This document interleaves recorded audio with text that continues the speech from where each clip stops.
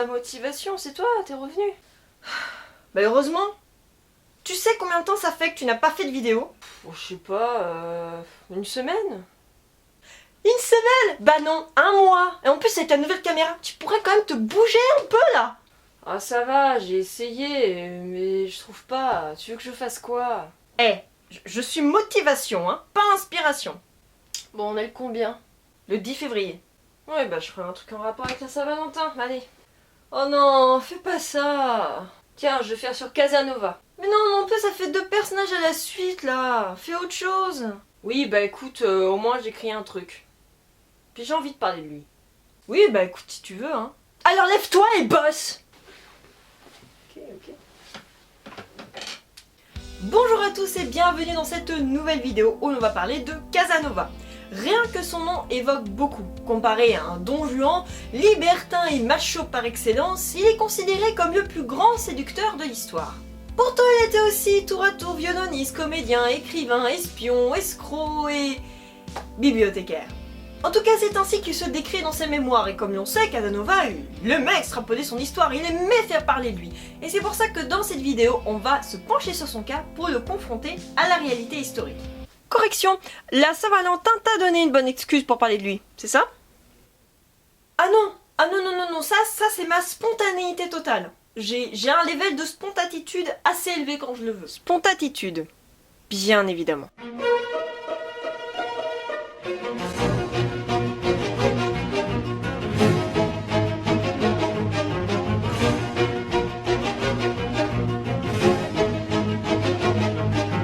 Giacomo Casanova est né le 4 avril 1725 à Venise. Il serait le fils de 2 comédiens, Gaetano Casanova et Zanetta Faruzzi, et aura 5 frères et sœurs. Malgré la famille nombreuse, ses parents sont souvent absents car en tournée. Il sera donc élevé par sa grand-mère entre 1725 et 1734, jusqu'à faire de brillantes études jusqu'en 1742. Entre-temps, il devient abbé.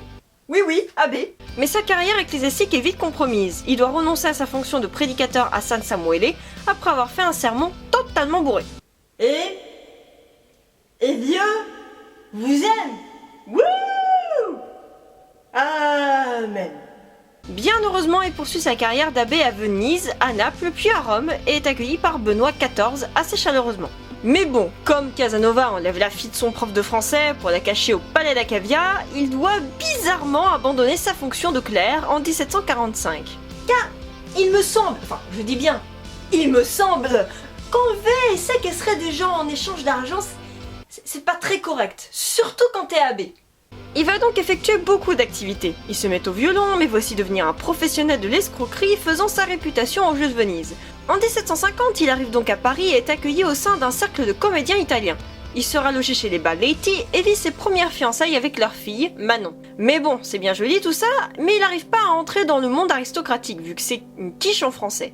Eh bah oui, au lieu d'enlever sa fille, tu aurais plutôt dû écouter ses cours, mon petit Giacomo. Il rentre donc à Venise en 1755 et rencontre un autre libertin, l'abbé de Berni, ambassadeur du roi Louis XV à Venise et cardinal. Ils vont alors se partager Marina Maria Morosini, religieuse au couvent des Anges de Murano. Ils se retrouvent dans un casine, sorte de garçonnière, et lorsque l'un couche avec elle, l'autre observe. Le délire voyeuriste avec une nonne. C'est la base. De par ses frasques sexuelles assez scandaleuses, il devait partir de Venise, mais il refuse et se fait arrêter pour libertinage, athéisme, occultisme et appartenance maçonnique depuis 1750. Bah oui, il était franc-maçon avec ça, sinon c'est pas drôle. Et il se fait enfermer en 1756 avant de s'échapper au bout de 14 mois avec un autre prisonnier. Tellement fier de cet exploit, Casanova écrit Histoire de ma fuite en 1787. Il revient donc à Paris en 1757. Il est appuyé cette fois par ses amis les francs-maçons et l'histoire de son évasion lui apporte la célébrité et le succès, ainsi que le fric bien évidemment. Pendant 6 ans, il extorque et arnaque la marquise d'Urfé en exploitant sa crédulité et en lui faisant croire qu'il s'y connaissait en alchimie et sciences occultes. Oui, il était magicien aussi.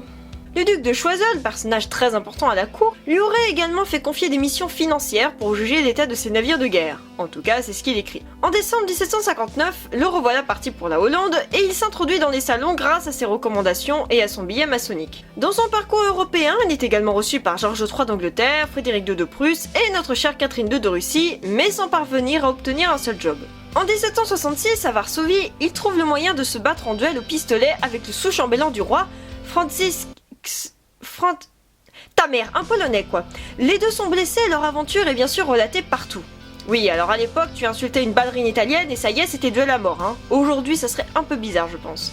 Bon, écoute, j'ai regardé 50 nuances plus sombres et j'ai trouvé que c'était pas si mal que ça. Je vous défie en duel, monsieur.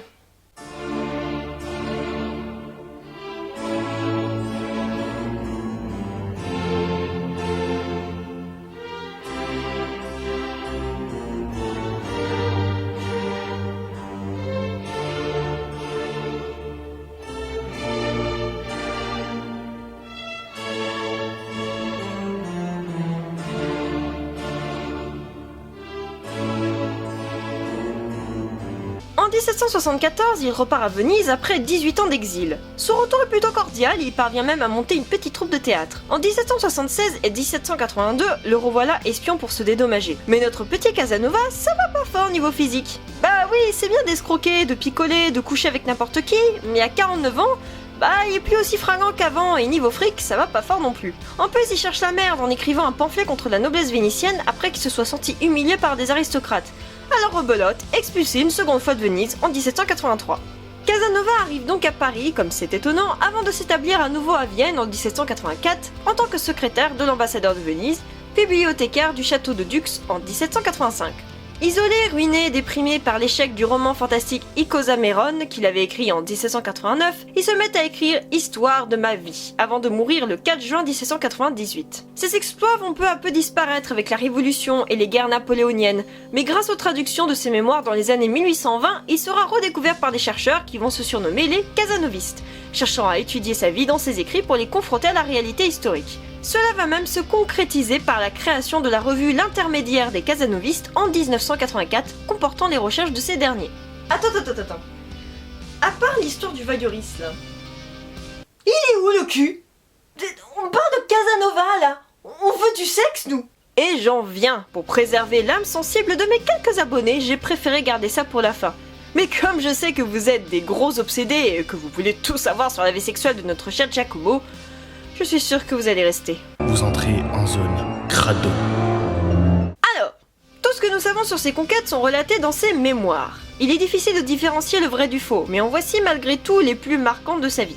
En 1740, il aurait passé une nuit torride avec une des servantes de la maison, alors qu'il n'avait que 15 ans. Ciel que de liberté, aurait-elle dit. Eh ben, bien sûr, il s'est attiré les faveurs de la bourgeoisie italienne, notamment par le livre des postures érotiques de l'Arétin, livre érotique et même pornographique de l'époque. Quand il s'évade de prison, il affirme retrouver sa fille et l'avoir mise enceinte. En fait, il s'agit de sa petite cousine, ce qui n'était pas si rare pour l'époque. Et on sait même pas si c'est vrai. Oh bah, ça va alors. Il rencontre ensuite Isabelle de Gilia, cuisinière espagnole avec qui il aura un autre enfant, puis Maria d'Eliatic, fille d'un ambassadeur et avec qui il aura une relation de 3 ans juste avant sa mort. Ok, non mais celle que tu nous présentes là, c'est celle qu'on connaît dans ses mémoires, mais combien il y en a eu en vrai? Oh, moins de 200 déjà, et ça veut dire que c'est quelqu'un de raisonnable. Combien? 122. Ah ouais, d'accord. Oui, je sais, le chiffre paraît un tout petit peu impressionnant. Mais pour l'époque, je vous jure que c'était pas si exceptionnel. Je pense qu'il a eu des copains avec une plus grande liste d'amantes. Bon, par son rapport de domination établi au XVIIIe siècle, il reste coureur de culottes, féminine comme masculine, si vous avez vu mon dernier épisode sur la mode.